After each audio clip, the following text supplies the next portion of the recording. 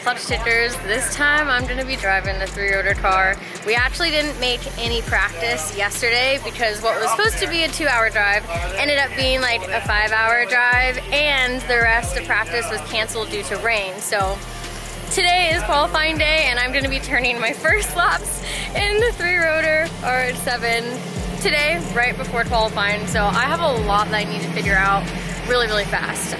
Obviously it's not like the ideal scenario coming into a competition weekend, but I am so stoked to actually be driving this car. We just discovered that this car, the coils are shot. The coils overheated at some point, and you can literally see them expanding now. So this car, when it was fully tuned on the dyno in the last video, it was basically running at like 2 rotors, 2.5 rotors. So luckily we have someone running over new coils right now, but I'm not gonna get them before my first few laps on the track, and your girl just needs seat time in this car. So we're gonna end up probably switching those either in the middle of practice or right after, but that's pretty crazy. Vargas just wanted to check out the spark plugs, and he was looking at them and he was like, damn, some of these look like brand freaking new. And eventually just figured out that these are pretty much all bad. I think there's only 2 that aren't pretty much shot. That's something that we just found out. That's unfortunate, but we're just gonna roll with it. I need as much seat time as I can get. You just say you like that FC. What did I just hear? Yeah, the car looks good, but not the engine. He was looking at it with such a look of disgust earlier today, and I'm like, oh, look away. The hood was open, but you know, not right now it looks clean. You're right. The hood's closed right now, so yeah. you can't tell what's underneath. Yeah, but as soon as he opens the hood, it's not. You know. You have to look away. Not. Just look away, Vargas. Don't look at it. He even has a matching scooter. Look at that. So Vargas, I guess, is grabbing one coil that he has from the mystery machine, so we at least have one more that's better, because we're going out for practice right now. Like the FC that was out here, we just realized he's lined up for practice. So we're gonna get my car lined up in practice, and just, I need to turn laps. I need to get more confident in the track, the car. So even with the power that it's currently at with the bad coils, it'll still be worthwhile for me to just get comfortable with it. Yeah, wish me luck. I gotta tame this monster.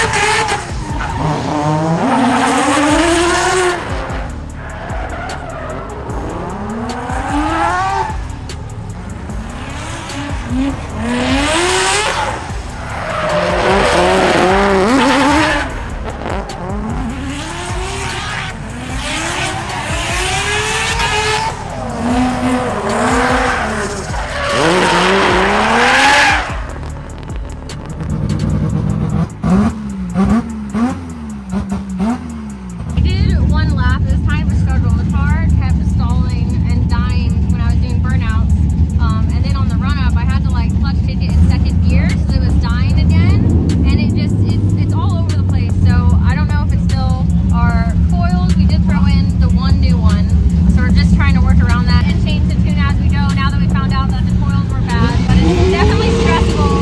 I'm gonna have like no laps to do the thing qualifying, but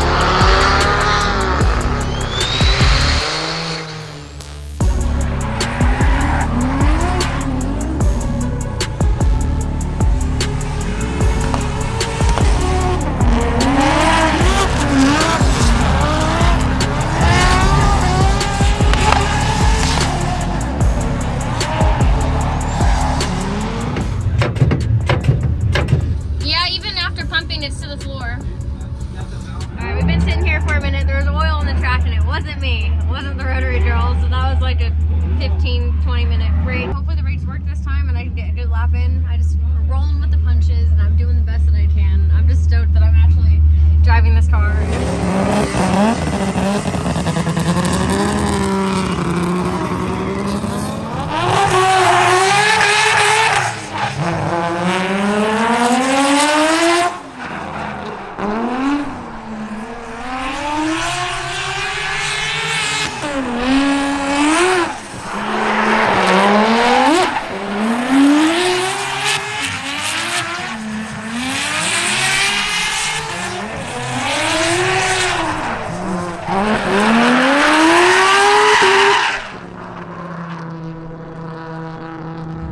Well, that was gonna be the last lap until qualifying. So, car is really fun to drive. It's also really hard to drive. Like if you lift the tiniest bit, you don't go anywhere. So that last one, I really tried to be floored in more places, but in doing that, it's harder to get the car more accurate into the zones and to the clipping points where I need to be. So I'm sure if I have 100 more laps in this, I will be able to do it. It's just a different style of driving, but this is good for me. Even going from hyperfast driving Duarte's car that I wasn't used to at all, you know, by the end of it, I figured the car out. It's gonna kind of be the same thing with this. Unfortunately, we just don't have as much track time to do that because the next time I'm out on track will be qualifying.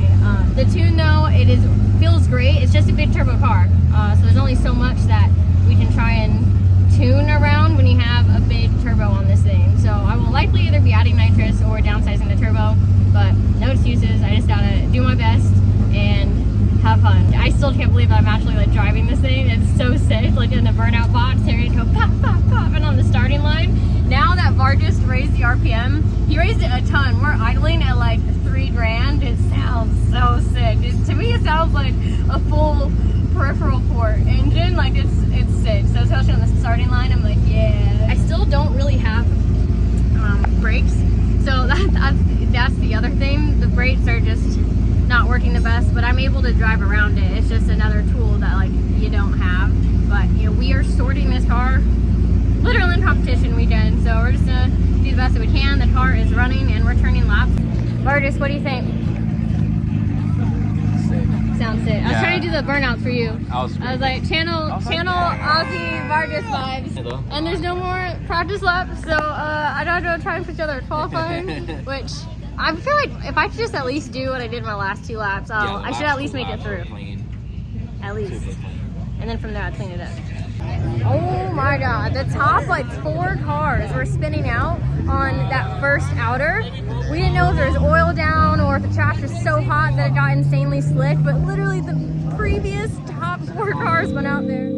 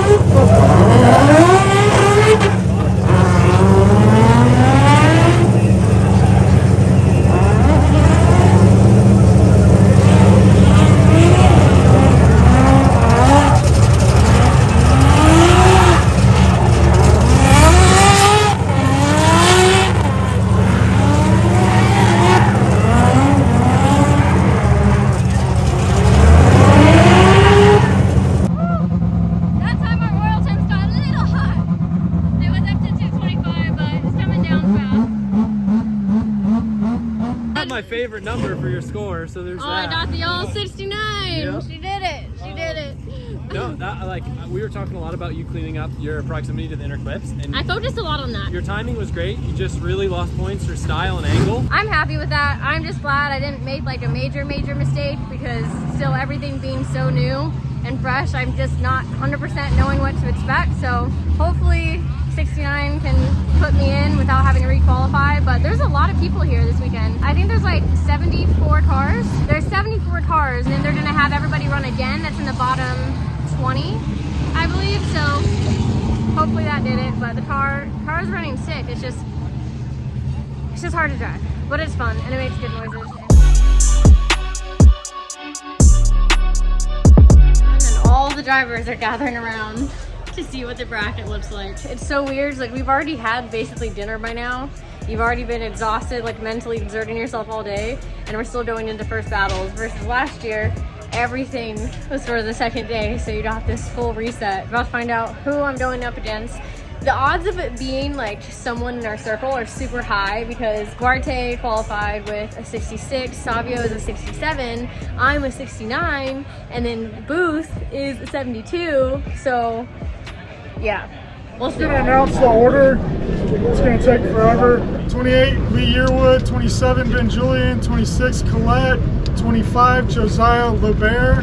5th, Nate Hamilton. 4th, Adam LZ. 3rd, Dan Burkett.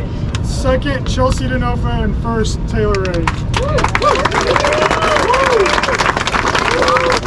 So I'm officially not in the bottom 30. So right now, the bottom 30, they're going out and they're doing their second run. And then after they're completely done, we'll have the full bracket to see who I end up going against. What we got? Damage report. Damage report. So, from the compression on entry and the big bump, we've Oh, got wow. some contact here, and it's like almost through the whole arch. So Holy crap. we're gonna do some minor clearancing to remedy this issue. In a very professional manner. Very professional, of course. Sir? My professional tool. Digging into it a little bit here, and then a little groove here as well. It's not terrible, but it's definitely, there's obviously contact.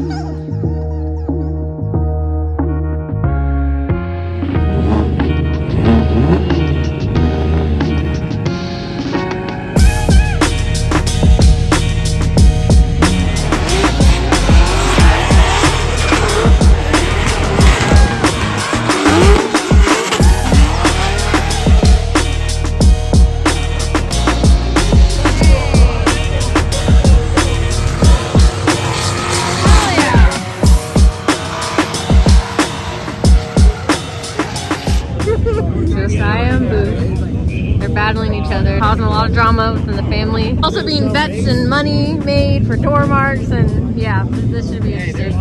Yeah, definitely. Davis got to get a clip too.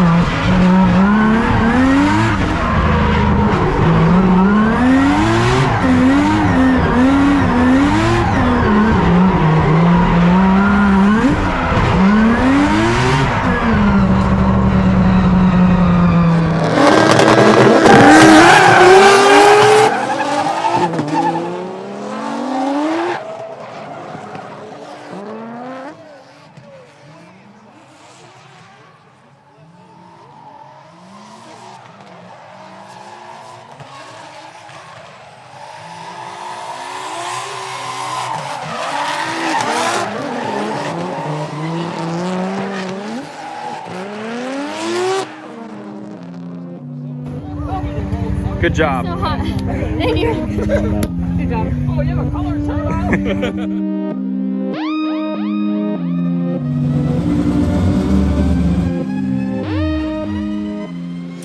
Well, that is it for Clutch Kickers round 2. It really does suck to go home the very first day of competition and in the same day of like getting my first few laps in the car, but that is part of it, and we knew going into this weekend with that car, new setup, it was going to be a challenge. And the biggest takeaway from this weekend is just how much we learned. Going into qualifying, that was probably my 4th lap in the car, and I'm happy with how that was able to come together. To qualify 26 out of 70 plus drivers in a brand new car, I have to be kind of stoked about that. Randy Noah is a really, really good driver, so props to him and congrats on taking the W. And going into competition last night, that was my first ever chase lap in that car, like ever. We ended up actually competing at like 11 p.m. It was really, really late, and I was second guessing and going back and forth in my head if we should add more pressure to the rear tires because the temperatures dropped so dramatically. Decided to not